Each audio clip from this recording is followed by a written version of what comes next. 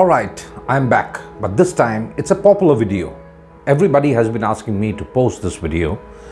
It took me some time to actually make it, but here it is. How not to be a bad boss. Before I continue, I would like to put out a disclaimer. This is primarily because I just don't want to be caught by the neck by all the bosses that I have worked around with. And the disclaimer is, any resemblance with any person, dead or alive, is purely coincidental. I would like to tell you that this video is not copied from some other video or some blog on the internet. I have studied, watched, and actually researched the characteristics of my bosses. And I used to jot down, as you can see in the tab of mine, all the characteristics I felt that I should not be when I am leading my team. In my tab, I had noted down more than 25 points. I will not dwell into all of them. I will pick out the 5 worst characteristics, or the 5 of the best, should I say, of the 25 odd that I have. This video is not only good for all the bosses in the corporate world. It's for all the bosses, like for the husbands who think they are the boss, for the women or the wives who are the bosses in their homes, for college leaders in colleges, even for that matter, for any political party leader. So let's dive right into it now, and let's move forward with the characteristics that you should not have so that you can be a good boss. A study in the US showed that bad bosses are no different from toddlers. Think about the toddler. Think about how they behave, what their characteristics are. They are stubborn, they are overly demanding and whining about their demands. They have irrational fears. They just about cry for everything, and they are overly questioning for no reason most of the times. I can go on and on with this list. All you got to do is think about the toddler and equate it to your bad boss behavior, and voila, they are the same. Bad bosses are like misbehaved toddlers. Hail Hitler! Dictatorship, that's the next trait. Simply put, it is managing with fear rather than fairness. The old days of my way or the highway have gone. You fools.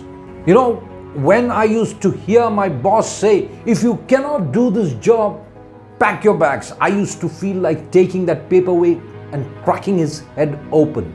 These kind of people who rule with fear, you will find them barking orders, trying to blame everybody other than himself. That's a dictator. That's a bad boss. That's exactly what you don't want in any organization today. Let's move on to the next characteristics. Have you ever heard about the I problem?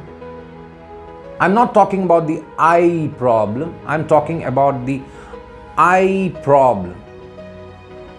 Listen to a bad boss. He will always be saying, I did this.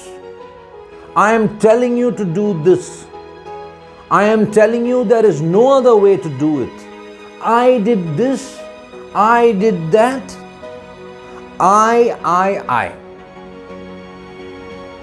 used to get fed up of listening to that. I. You will never hear a we did this. We are a good team. We should move forward like this. It's always I. Please try and identify if your boss has got this. Let's move on to the next one. Do you know who are brown nosers? Yeah? All right. Brown noses are ass kissers, bootlickers, rats who rat you out in the office. The bad boss always loves these people because he loves people coming back and giving him information about other people in the office. I have known a boss who used to stoop as low as getting information out of the office boy about what was going on in the office. That is stooping a little low, yeah?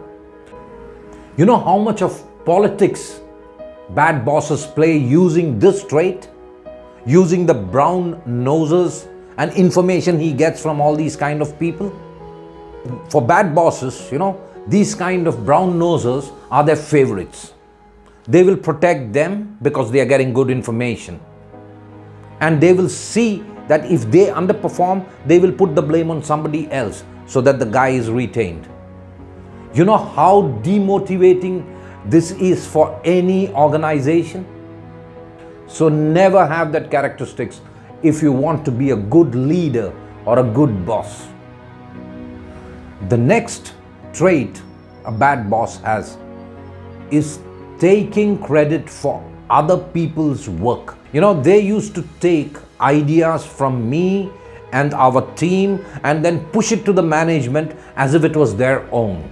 If the employees or the team came out successful with positive results, they used to come forward and take all the credit for themselves. I have seen bosses who will not hesitate to put their team or a member of the team under the bus, that too loudly and in public, to cover up their snafus.